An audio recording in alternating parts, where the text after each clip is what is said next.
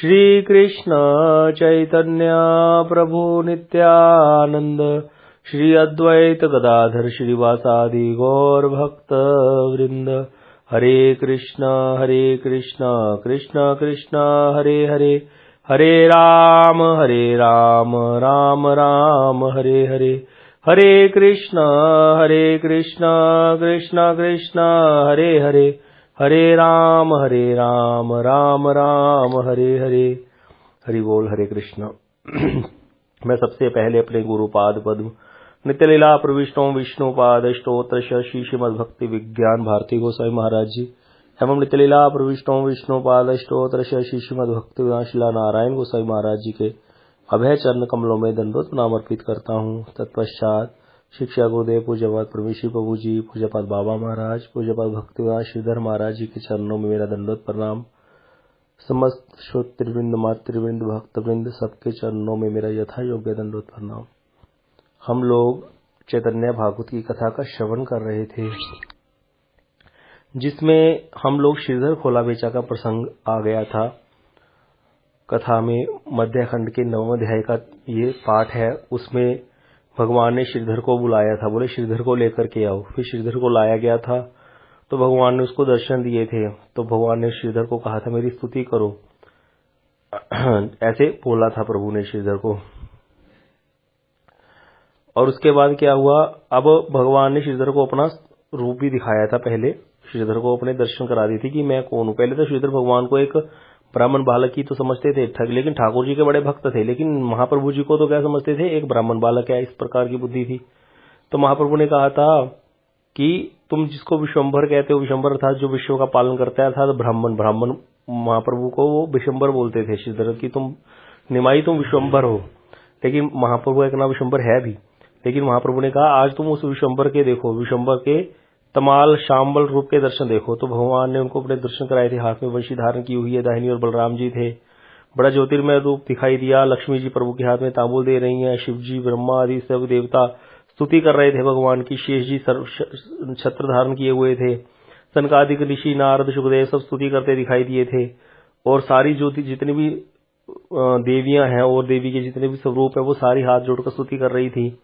तो इस प्रकार से श्रीधर जी ने भगवान के दर्शन किए थे। भगवान ने श्रीधर को उठाया जब वो मूर्छित हो गए थे, तो उनको कहा था मेरी स्तुति करो। तो श्रीधर ने बोला था प्रभु मैं तो मूढ़मती हूँ, मैं भला आपकी स्तुति क्या जानूं, मुझ में क्या शक्ति है कि मैं आपकी स्तुति कर सकूं।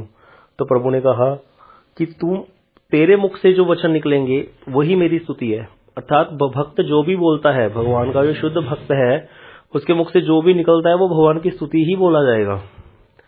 तो इसीलिए प्रभु ने कहा कि तेरे मुख के वचन भी मेरी स्तुति है। गोस्वामी तुलसीदास जी लिखते हैं कि ठाकुर जी सीताराम जी को कैसे प्रेम है अपने भक्तों से, बोले मैं यह जो ये रचना कर रहा हूँ, गोस्वामी जी लिखते हैं उसमें कि जो मैं ये रचना कर रहा हूँ ये तो बढ़िया नहीं है, रचना ऐसी ही है, इसमें तो कुछ भी अच्छा नहीं है। लेकिन कहते फिर भी जैसे जऊ बालक कह तोतर बाता, प्रेम मुदित सुनी पितु और माता। ज्यों बालक कहे तोतर बाता, जिमी बालक कहे तोतर बाता। कहते जैसे बालक तोतली भाषा में कुछ बोलता है, माँ माँ पापा अच्छे से बोला भी नहीं जाता, लेकिन तोतली भाषा में कुछ कुछ बोलता है। तो प्रेम मुदित सुनी पितु और माता, पिता माता उस पर नाराज नहीं होते, प्रेम से आनंद में भर करके उसकी बात सुनते हैं।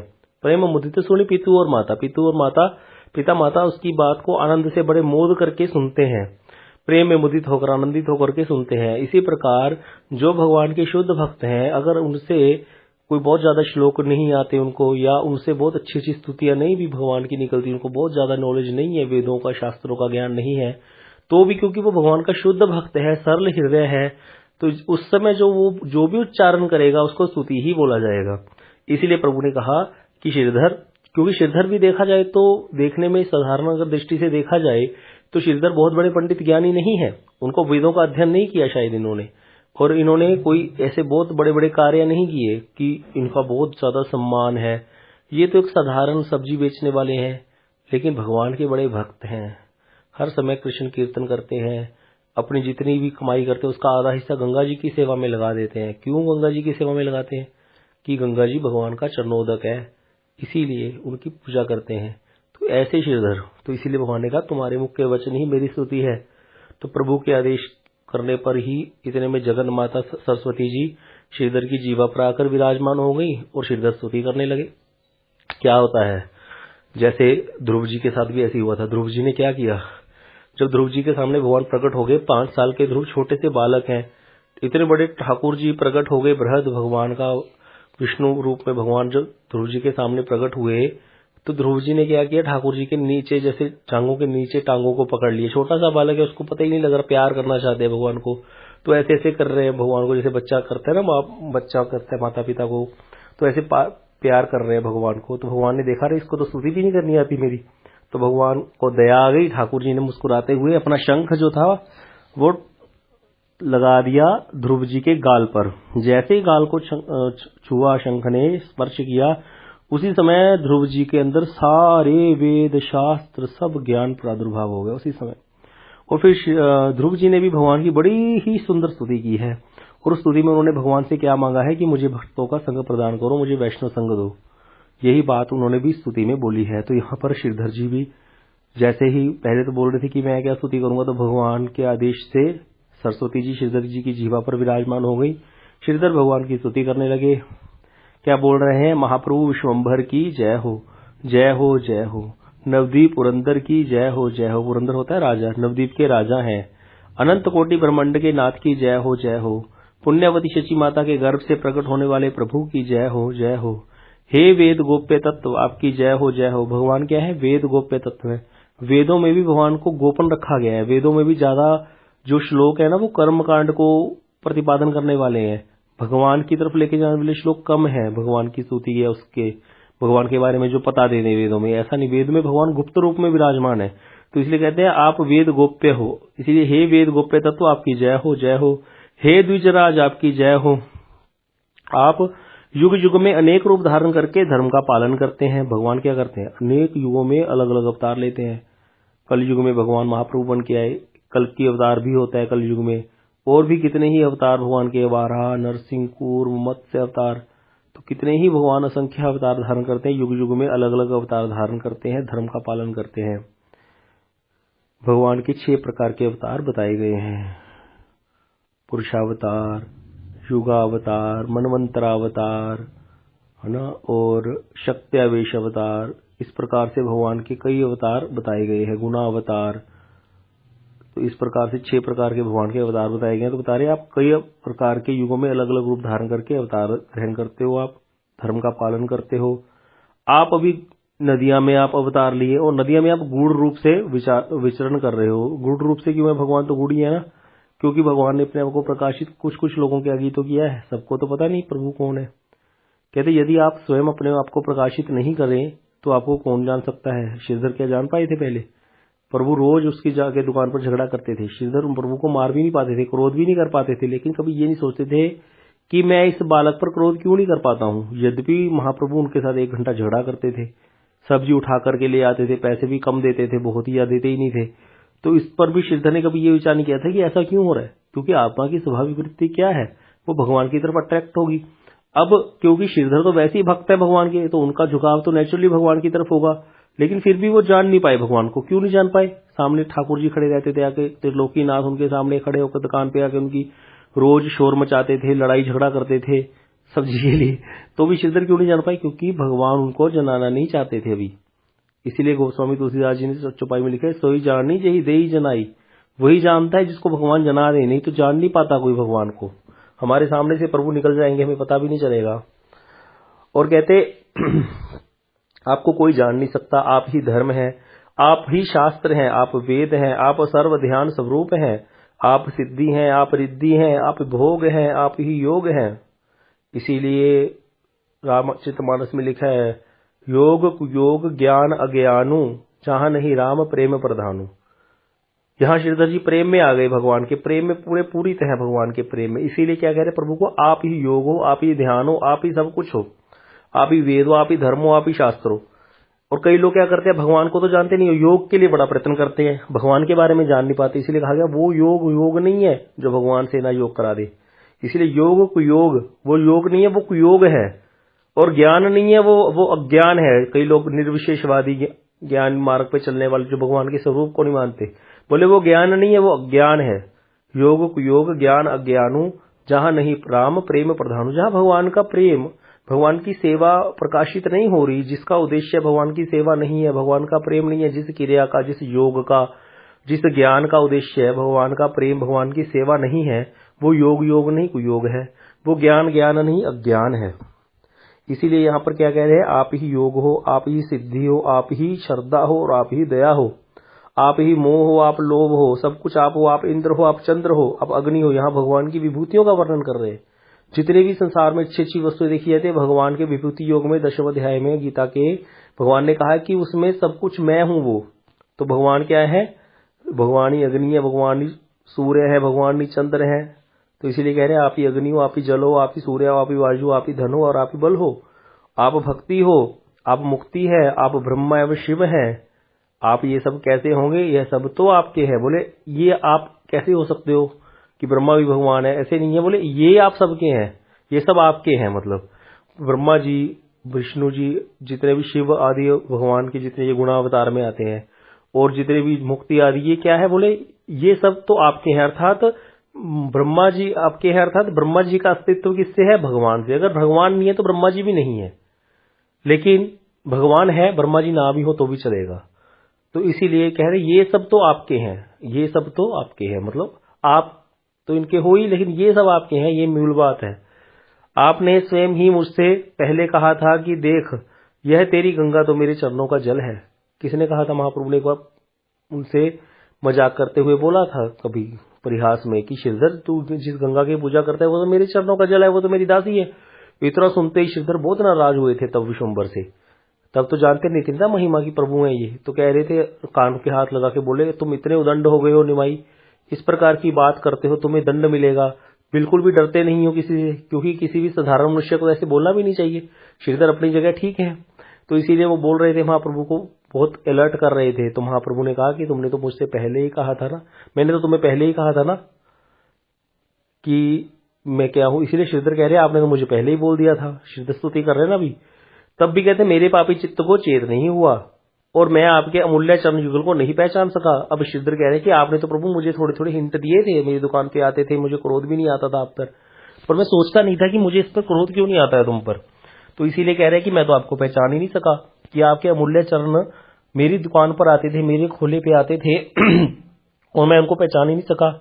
कहते आपने जिस गोकुल को धन्य किया था वे ही आप नवद्वीप के स्वामी हुए हैं। आपने क्या किया था, गोकुल को धन्य किया था। किस अवतार में, कृष्ण अवतार में। तो आप ही कृष्ण हो, स्वयं कृष्ण ही महाप्रभु बन के अब आप नवद्वीप में आ गए हैं। जिस भक्ति को आप अपने हृदय में धारण करके विचरते हैं वही भक्ति आप यहाँ नवद्वीप में बाहर प्रकट हो गई है। अब कहते क्या था, पहले कृष्ण अवतार में भक्ति आपके हृदय में, भक्ति दासी है भगवान की। भक्ति तो भगवान और भक्ति में कोई अंतर ही नहीं है एक्चुअली। तो कह रहे भक्ति आपके हृदय में विराजमान थी, कोई लेकिन उसको ले पाया, कोई नहीं ले पाया। कह रहे वही भक्ति यहाँ आपने क्या करा, नवद्वीप में प्रकट कर दी बाहर। भक्ति योग के प्रभाव से भीष्म ने आपको युद्ध में जीत लिया था। भीष्म पितामह जीत गए थे ना युद्ध में, भगवान ने अपनी प्रतिज्ञा तोड़ दी, भीष्म की प्रतिज्ञा को जिताया। तो बोले भक्ति योग के प्रभाव से। किससे हुआ था, भक्ति योग के कारण। भीष्म भक्त थे भगवान के, इसीलिए भगवान हार गए, भीष्म जीत गए। क्योंकि हर समय भक्त और भगवान की लड़ाई होगी अगर इन केस, तो भक्त ही जीतेंगे। भगवान का ऐसा प्रभाव है, भक्ति का ऐसा प्रभाव है। तो भक्ति के प्रभाव से भीष्म ने युद्ध में जीत लिया था। और भक्ति योग के बल से यशोदा मैया ने क्या किया था, आपको बांध दिया था। यशोदा मैया ने उखल से बांध दिया था भगवान को। किससे बांधा, प्रेम के कारण, भक्ति के कारण। तो कहते बल, अब भक्ति योग के बल से ही कहते सत्यभामा ने आपको बेच दिया था। सत्यभामा के हाथों बिक गए प्रभु, नारद जी को बेच दिया था। और भक्ति के वशीभूत होकर ही आपने गोपरमणी को अपने कंधे पर चढ़ाया था, अर्थात राधा जी को अपने कंधे पर चढ़ाया था। भक्ति के योग से ही, भक्ति के वशीभूत होकर। नहीं तो भगवान क्या ऐसे करेंगे।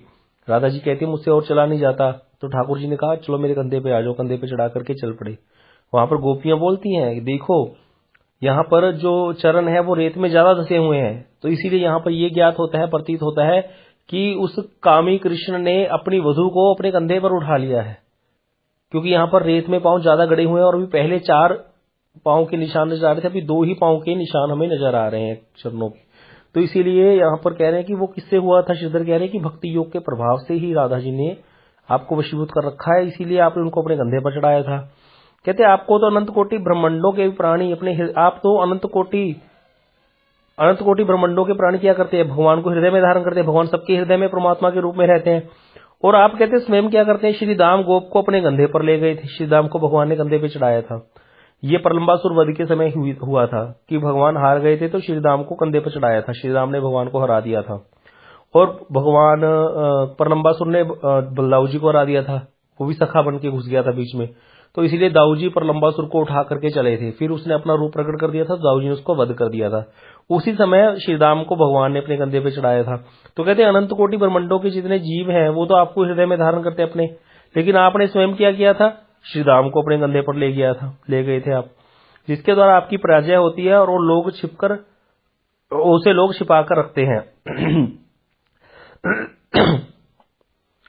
जिसके द्वारा आपकी पराजय होती है उसे लोग छिपा कर रखते हैं, किसी को बतलाते नहीं है। क्या क्या ऐसी वस्तु है जिसके द्वारा भगवान हार जाते हैं, इसीलिए लोग ज्यादा संत लोग उस चीज का प्रचार नहीं करते, क्योंकि भगवान हार जाएंगे ना उसके आगे। वो क्या वस्तु है, वो है भगवान की भक्ति। भक्ति ऐसी वस्तु है जो भगवान को वशीभूत कर लेती है। भक्ति के वशीभूत होकर भगवान भक्त को अपने आप को बेच देते हैं, भगवान हार जाते हैं, भक्त जीत जाता है। तो इसलिए कहते हैं आपकी भक्ति के द्वारा सर्वत्र पराजय पाकर आप पाकर उस भक्ति को छिपाकर विजयी बने हुए विचरते हैं।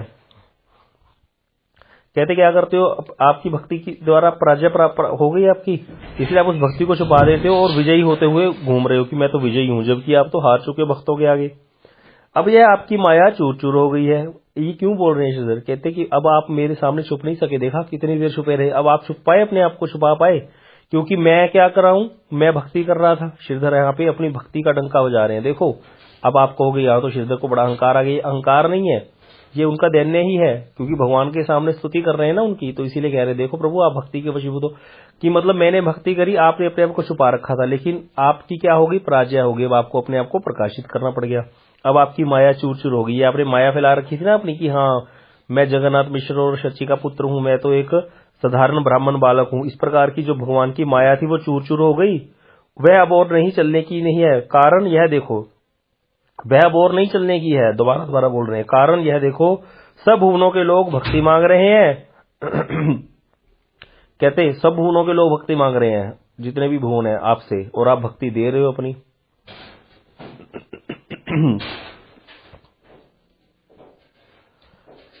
उस समय तो आप 2-4 जनों से ही हारे थे, परंतु इस समय तो आपकी सभी लोग आप अपने प्रेम में बांध लेंगे आपको। कहते उस समय क्या हुआ था, कृष्ण अवतार में 2-4 लोग ही भक्त बने थे और उनसे आप हार गए थे। भीष्म पितामह से हारे, प्रभु द्रौपदी से हारे। तो कह रहे लेकिन अब क्या है, अब आपको सभी लोग अपनी भक्ति में बांध लेंगे, क्योंकि भगवान के प्रेम का ही अवतार हुआ है महाप्रभु, और कुछ नहीं है। भगवान ने अपनी भक्ति को छुपा कर रखा था, अभी वो प्रकट कर दी। तो ऐसी शुद्ध स्तुति जब श्रीधर जी ने की, तो इस विशुद्ध वाणी को सुनकर जितने भी श्रेष्ठ वैष्णव थे वो विस्मय हो गए, उनको बड़े ही विस्मय करने लगे, वाह वाह वाह क्या आश्चर्य है, इतनी सुंदर स्तुति करी प्रभु की। तब प्रभु ने कहा श्रीधर अपनी पसंद का वर मांग लो, कोई वर मांग लो मुझसे।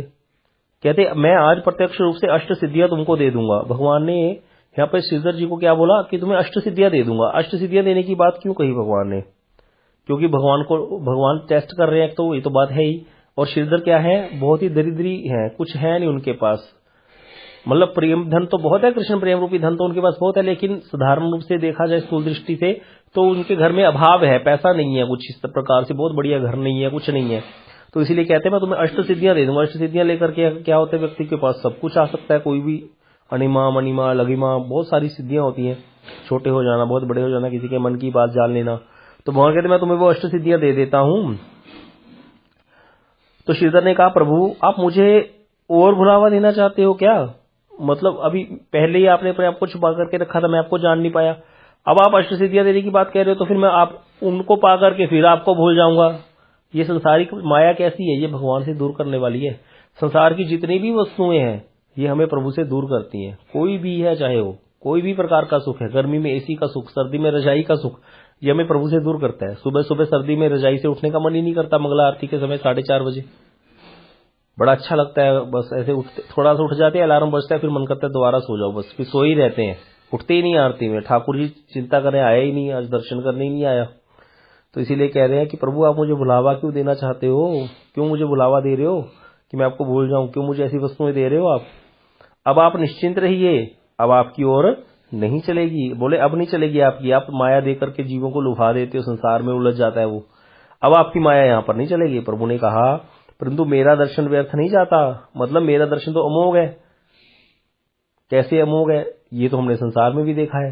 कोई बहुत बड़ा व्यक्ति आता है ना, जैसे सिटी में कोई एमएलए आए, किसी जगह का कोई सीएम आ जाए सिटी में, तो वो सीएम आता है तो कुछ ना कुछ देके जाता है सिटी को, स्कूल खुलवा जाता है, अस्पताल खुलवा जाता है।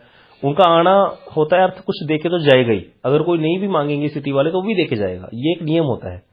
बड़ा व्यक्ति आएगा तो कुछ देके जाएगा। घरों में भी देखा है, घर में नाना नानी आए, बड़े लोग आए तो कुछ देके जाएंगे बच्चों को। अब ठाकुर जी कहते मेरा दर्शन तो अमोघ है, भगवान तो ऑल इन ऑल है, जगत नियंता है, जगदीश्वर है, जगत पिता है, सब कुछ देने वाले सर्वेश्वर ईश्वर है। तो कह रहे मेरा दर्शन व्यर्थ नहीं जाता। प्रभु कहते मतलब कुछ ना कुछ तो मांगना ही पड़ेगा, जो तुम्हारे चित्त में होगा वही वरदान आज मैं तुम्हें दूंगा, तुम्हें अवश्य मिल जाएगा। अब क्या कह रहे, प्रभु ने श्रीधर के सामने रख दिया कि तुम्हें तो लेना ही पड़ेगा, भगवान का दर्शन क्या है, अमोघ है। जब महाप्रभु ने बार बार कहा वर मांगो ऐसा कहने लगे, तब श्रीधर ने कहा प्रभु मुझे यह वर दीजिए कि जिस ब्राह्मण ने मेरा खोला पत्ता छीने थे ना, वह ब्राह्मण जन्म जन्म में मेरा नाथ हो जाए। आय हाय कितना सुंदर वर है। क्योंकि महाप्रभु क्या करते थे, श्रीधर की दुकान पर ब्राह्मण के रूप में ही तो जाते थे। निमाई पंडित एक साधारण एक ब्राह्मण बालक के रूप में, बोले जो वो ब्राह्मण एक मेरी दुकान पे आता था ना, श्रीधर कहते बस वो मेरे जन्म जन्म का नाथ बन जाए, मैं उनका दास बन जाऊं, वो मेरे प्रभु हों, यही वर दे दो आप। जिस ब्राह्मण ने मेरे साथ झगड़ा किया था उसके युगल चरण मेरे प्रभु हों, अर्थात जो ब्राह्मण मेरे साथ झगड़ा करता था ना, उसके चरण कमल मेरा धन हो, वो मेरा प्रभु हो, मैं उनकी पूजा करूं। यह कहते कहते श्रीधर का प्रेम भाव बढ़ गया, उनको आवेश आ गया और दोनों भुजाएं उठाकर बड़े जोर जोर से रोने लगे। श्रीधर की भक्ति देखकर सब वैष्णवजन विह्वल हो गए और आपस में रोने लगे, सारे वैष्णव रोने लग गए। श्रीधर ने ऐसा प्रेम उमड़ा वहां पे श्रीधर की भक्ति का, बस यही भक्तों का आनंद है। लोग कहते हैं भक्ति में क्या फर्क है, ज्ञानी भी तो वहीं जाते हैं जहां भक्त जाते हैं।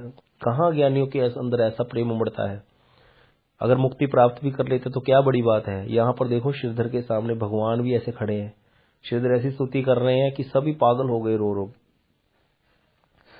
और ये आत्मा का धन है ये रोना। तब विश्वम्भर हंसकर कहने लगे सुनो श्रीधर, मैं तुम्हें एक महाराज्य का स्वामी बनाए देता हूँ, कि बहुत बड़ा राज्य का स्वामी बना देता हूँ, राजा बना देता हूँ। श्रीधर ने कहा मुझे कुछ नहीं चाहिए, बस ऐसा कर दीजिए प्रभु कि मैं आपका नाम गाता रहूं। प्रभु ने कहा श्रीधर तुम मेरे दास हो, इसलिए तुमने मेरा यह प्रकाश देखा, इतने पर भी तुम्हारी बुद्धि में भेद नहीं हुआ, अतः मैं तुम्हें वेद गोप्य भक्ति योग देता हूँ। देखो प्रभु यहाँ क्या शिक्षा दे रहे हैं। भगवान लुभाते हैं, पहले अष्ट सिद्धियां देने की बात की, फिर कहते राजा बन जा, और थोड़ी देर चलते रहते तो भगवान कहते थे मुक्ति ले ले भाई, मुक्त हो जा। लेकिन श्रीधर की बुद्धि में भेद नहीं आया, बोले नहीं नहीं मुझे प्रभु मैं आपका नाम गाता रहूं, बस वो ब्राह्मण मेरा धन बन जाए, इसी प्रकार की बात करते रहे श्रीधर। क्योंकि वो मांग भी नहीं सकता, भक्त की ये परीक्षा नहीं होती। भक्त क्या परीक्षा लेंगे भगवान, जो भक्ति में आ गया भक्त बन गया, वो कहाँ उसको भक्ति का जो भक्ति आनंद है वो इतना बड़ा है, उसके आगे कोई चीज टिक ही नहीं सकती। क्यों मांगेगा भक्त संसारिक चीजें। तो इसीलिए कहने की बात होती है कि हाँ यहाँ परीक्षा हो गई है, वो परीक्षा तो बस पास है ही, बस पता ही है, क्योंकि वो भक्त बन गया ना। तो इसीलिए यहाँ पर भगवान ने कहा कि तुमने तो मेरा प्रकाश भी देख लिया, तुमने देख लिया कि मैं ऑल इन ऑल हूँ, इतने पर भी तुम्हारी बुद्धि में भेद नहीं हुआ, अर्थात तुम्हें मैं क्या देता हूँ, भक्ति योग देता हूँ। भगवान ने ये बात हर जगह आई है। कागभूषणी जी को दर्शन दिए राम जी ने, तो कागभूषणी जी को बोले कागभूषणी मांगवर अति प्रसन्न मोहि जान, अनिमानिक रिद्धि सिद्धि अति मोक्ष सकल सुख खान। बोले कागभूषणी मुझसे वर मांगो, मैं अति प्रसन्न हूँ, अनुमानिक सिद्धियां रिद्धियां मोक्ष की सब सुखों की खान, मोक्ष मांग ले, क्या मांगना है मांग ले। अब कागभूषणी जी कहते मैं विचार करने लगा, प्रभु सकल सुख देने की कही, भक्ति अपनी देन न कही, भक्ति बिना सब सुख कैसे, लवन बिना बहु व्यंजन जैसे। प्रभु ने सारे सुख देने की बात कही, अपनी भक्ति देने की बात ही नहीं चलाई। और भक्ति के बिना सारे सुख कैसे हैं, जैसे बहुत सारी सब्जियां बनाई उसमें नमक नहीं डाला, क्या स्वाद आएगा। बड़े मसाले डाले, जयपत्री जयफल पता नहीं क्या क्या मसाले, बढ़िया बढ़िया लौंग इलायचियां डाल डाल के बड़े बड़े सब्जी बनाई, खुशबू ऐसे आ रही है, लेकिन नमक डालना भूल गए सब में, जितनी भी सब्जियां बनाई। बोले लवन बिना बहु व्यंजन जैसे, भक्ति बिना सब सुख कैसे। जितने भी ये सुख है ना, मोक्ष का सुख और मादिक सिद्धियां रिद्धियां जो भी सुख है, स्वर्गीय सुख, ये सब सुख भक्ति के बिना कैसे हैं, जैसे लवन के बिना, नमक के बिना बहुत सारे व्यंजन बना दो तो कोई टेस्ट नहीं है। और सारा कुछ भी मत डालो, इतना नमक ठीक ठाक मात्रा में डाल दो सब्जी में, दाल में, बढ़िया सब्जी खा के पेट भर जाएगा। तो नमक ऐसी वस्तु है जैसे जैसे नमक एक अकेला पूर्ति कर देती है, इस प्रकार भक्ति पूर्ति करती है। तो इसीलिए भगवान ने श्रीधर को कहा कि ठीक है, अब मैं तुम्हें अपना भक्ति योग देता हूं। अब श्रीधर को क्या वरदान दिया प्रभु ने? भक्ति योग दे दिया अपना। श्रीधर को जो वरदान मिला उससे सभी ने सुना, सब वैष्णव वहां जो खड़े थे, और वैष्णव मंडली में जय जयकार हो गई, जय जय की ध्वनि हो गई। ओ श्री चैतन्य चंद्र के अनुगत भृत्यों के पास, ओह कहते श्री चैतन्य चंद्र के अनुगत भृत्यों के पास न धन है, न जन है, न पांडित्य है, इनको कौन पहचान सकता है? कौन कहता है? ये ग्रंथकार कह रहे हैं, श्री वृंदावन दास ठाकुर जी कह रहे हैं कि महाप्रभु के जितने भक्त हैं, उनके अनुगत्य में जो दास है महाप्रभु के, उनके पास न धन है, न लोग हैं, न पांडित्य है। क्योंकि हम संसार में किसी व्यक्ति को कैसे पहचानते हैं? कोई व्यक्ति जिनको हम जानते हैं, जो नाम होता है, जिसकी चर्चा संसार में होती है, या तो वो सीएम होगा, पीएम होगा, तब जानते होंगे लोग, अर्थात उसके पास कोई लोग होंगे, धन जन मतलब भाई लोगों में प्रतिष्ठा होगी उसकी, ऐसा वाला व्यक्ति हमें जानता होता है, उसको पहचान होती है उसकी, सब जानते होते हैं उसको। या फिर कहते क्या होता है, उसके पास बहुत धन होता है किसी व्यक्ति के पास, तो धन के कारण बड़ा बोलबाला होता है उसको, धनी व्यक्ति को सभी लोग अपने फंक्शन में आमंत्रित करते हैं, गरीबों को कौन बुलाता है? तो इसीलिए न महाप्रभु के भक्तों के पास न धन है, न जन है। और या फिर तीसरी चीज क्या होती है जिसके कारण लोग झुकते हैं, या लोग जानते होते हैं किसी को? पांडित्य। कई लोगों के पास बड़ा पांडित्य होता है, बड़ा वेदों की बातें जानते हैं, वेद की कथाएं कहते हैं, पुराणों की कथाएं बोलते, तो बोले पांडित्य होता है बड़ा, तो पांडित्य के कारण पहचानते हैं लोग। बोले ना महाप्रभु के भक्तों के पास जन है, ना धन है, ना पांडित्य है, तो उनको पहचानेगा कौन? को पहचान ही नहीं सकता। श्रीधर जी रहते थे नवद्वीप में, कोई नहीं जानता था श्रीधर भक्त है। आज तो महाप्रभु ने प्रकाशित कर दिया तो जान पाए। बोले विद्या, धन, रूप, यश, कुल, इनसे क्या होगा? श्री वृंदावन दास ठाकुर जी कह रहे हैं ये इतना कुछ हम इकट्ठा कर रहे हैं, विद्या, धन, रूप, यश, कुल, ये सब तो अहंकार बढ़ाकर स्वयं ही मूल सहित नष्ट हो जाते हैं। क्या विद्या, जो संसारिक विद्या है, जड़ विद्या है, ये हमें भगवान की प्राप्ति करा देगी, हमारी आत्मा का कल्याण कर देगी? नहीं करेगी। लेकिन हम लोग विद्या के अर्जन में कितना टाइम वेस्ट कर देते हैं अपना, शुरू से लेकर नर्सरी से लेकर जब तक डिग्री पोस्ट ग्रेजुएशन नहीं हो जाती, कितना टाइम विद्या ही ले जाती है। वो विद्या कैसी है? गधी का दूध है, कुछ नहीं देती, संसारिक वस्तुएं देती है, भगवान की भक्ति, भगवान का प्रेम तो नहीं देती ना। तो इसलिए कहते हैं इसको लेने से क्या होगा? ये सारा कुछ क्या करता है? अहंकार को बढ़ाता है। मैं इतना पढ़ा लिखा हूं, मैं स्कूल का हूं, मैं ये करता हूं, मैं वो करता हूं, मैं इतने पैसे वाला हूं, अहंकार को बढ़ाकर स्वयं भी मूल सहित नष्ट हो जाता है। बाद में जब व्यक्ति मर जाता है तो अहंकार साथ थोड़ी जाता है, वो तो बड़ा रह जाता है यहीं पे उसका सारा कुछ जो उसने इकट्ठा किया। धन इसी प्रकार ऐसा ही है, इसको बढ़ा लो कितना, क्या होगा? अहंकार बढ़ेगा। रूप, यश, कुल, जितना भी इन पे ध्यान दो, इनमें इन्वेस्टमेंट करो, ये सब नष्ट प्राय हैं, नष्ट हो जाएंगे, तो ये मूल सहित नष्ट हो जाते हैं। कहते केला कंदमूल बेचकर श्रीधर को जो भक्ति योग प्राप्त हुआ, ऐसे कोटि कल्पों में कोटीश्वर भी ना देख सकेंगे, कोटि ईश्वर भी ना देख सकेंगे। जो एक श्रीधर क्या करता है, खोला बेचा बेचता है, उसको जो भक्ति योग मिल गया ऐसा काम करके, भक्त है क्योंकि, ऐसा कह रहे कोटि कल्पों में भी बड़े बड़े ईश्वर भी नहीं देख सकेंगे। विषय भोग की वस्तु में केवल अहंकार और द्रोह मात्र है। जितने भी संसार की विषय भोग की वस्तुओं को क्या करती है? अहंकार बढ़ाती हैं और द्रोह पैदा कर देती हैं एक दूसरे के साथ, और उसका फल क्या है? अधः पतन हो जाता है, जिसका परिणाम लोग नहीं जानते हैं। इसका परिणाम क्या होगा? बिल्कुल नहीं जानते। इसलिए तो लड़ाइयां करते हैं छोटे छोटे पदों के लिए, हमारी बात नहीं सुनी, हमारे ऐसे नहीं किया, मुझे प्रधानगी से हटा दिया, वो पैसे खा गया, ये कर गया, वो कर गया, सब इन चीजों में उलझे हुए हैं लोग। और जो इसमें उलझ गया बस उसकी गर्दन कट गई है। अब वो जान भी नहीं सकता, जात पाता कि वो कहां फंस गया है, उसका अधः पतन हो रहा है, भक्ति तो नष्ट हो गई पूरा। तो इसलिए कह रहे हैं जो सज्जन को मूर्ख और दरिद्र देखकर हंसता है, वह अपने कर्मों के दोष से कुंभीपाक नरक में जाता है। कहते कोई वैष्णव को देख करके कोई व्यक्ति मूर्ख कह दे, उसको दरिद्री कह दे और हंस दे वैष्णव को देख के, ऐसे उसका मजाक उड़ाए, तो ऐसे दोष के कारण कुंभीपाक नरक में जाना पड़ता है उस व्यक्ति को। किसकी शक्ति है कि वह वैष्णव को पहचान सके? वैष्णव को पहचानने की शक्ति किसी में भी नहीं है। देखने से वैष्णव दुर्दशाग्रस्त दिखाई देते हैं कि बड़ी दुर्दशा हो गई है, अगर कुछ बात होती तो इसका प्रभाव होता कि नहीं होता? व्यक्ति सोचता है, साधारण जड़ बुद्धि वाला व्यक्ति, तो बोलते हैं देखने से वैष्णव को कोई पहचान ही नहीं सकता, देखने में तो दुर्दशाग्रस्त दिखाई देते हैं, पर सब सिद्धियां उसमें हैं, सारी सिद्धियां उनके पास होती हैं वैष्णव के पास। इसीलिए वैष्णव क्या होते हैं? भूषण होते हैं जगत के। समय हो गया है। वांछा कल्पतरुभ्यश्च कृपा सिंधुभ्यो पतितानां पावनेभ्यो वैष्णवेभ्यो नमः।